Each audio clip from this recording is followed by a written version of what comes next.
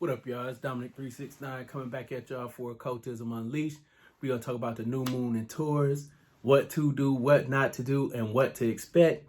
I'm also going to be dropping a video a little later looking at the United States astrological chart. Some interesting things about to pop off because there's two eclipses coming back to back. You know, we're going to talk about this new moon in Taurus, and then we're going to talk about a few other things about the moon to help you with your planetary magic and understand, you know, how to incorporate astrology into your magical practice, because magic is manifestation through the scientific manipulation of energy. When you create a spell, then do a ritual, that's a scientific process. You got certain things that you do in a specific order to get a specific result. Scientific. Magic is scientific. So don't get caught up in the mumbo jumbo. Don't let them trick you with the rituals and spooky shit and ceremonies. That's all smoke and mirrors to distract you. You know. So when you look at the moon in Taurus, especially a new moon, you know, new moon in Taurus, because Taurus is a fixed sign, you know, the new moon, not everything is apparent just yet. You know, Taurus, it rules money and stuff like that. And the new moon is going to bring some very interesting financial issues. I don't want to say too much and drag out the next video, but I think you're going to see some mortgage stuff coming. But in your chart, you know, the new moon is going to be in Taurus. So whatever house you got Taurus on, you want to look at that cusp. It's going to be at 21 degrees Taurus. So if your fifth house starts at 20 degrees Taurus, the new moon is going to be in your fifth house. If your new moon's, if your ninth house starts at 27 degrees Taurus, the new moon is in your eighth house, because 21 degrees is in your eighth house. So when we get into the new moon, you look at the house that the new moon occurs in. And again, the new moon means there is no light on the situation. But the new moon also represents the subconscious mind. The moon that hasn't been illuminated by the consciousness. So right now, with the new moon in Taurus, it's a perfect time. Because Taurus is naturally placed on your second house.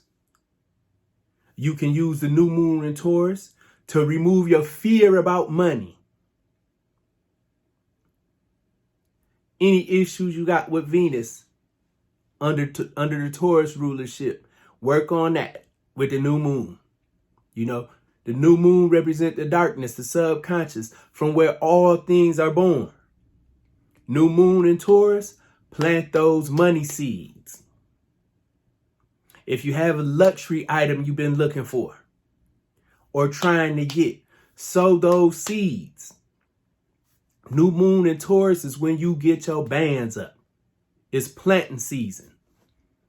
You know, Taurus represents Hathor or Het Heru, the house of Horus.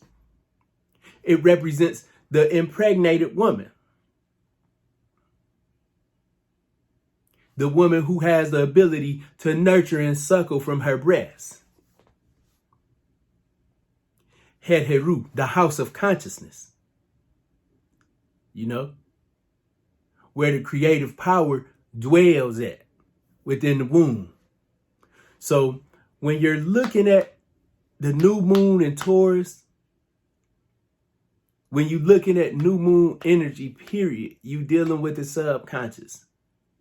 And whatever sign it's in, that's the type of energy you work with. Those are the deities that you work with. So with Taurus, you want to work with Het Heru. She is the divine nurturer, a mother aspect manifestation of Osset. When the Hebrews, Moses had them fucked up, lost in the forest, they built a golden calf. That's supposed to be Hathor, because they know she provides nurturing and substance. He had him in the woods starving because he only had a piece of the game from growing up in the house of the Pharaoh. He only had a piece of the game, so he couldn't make it do what it do like that. You know what I'm saying? Only had a piece of the game. He was learning as he was going. That's why he had to go up on the mountain and meditate. To get the instructions. You know what I'm saying? When you break down these things, you'll understand everything, but you have to be willing to listen and pay attention.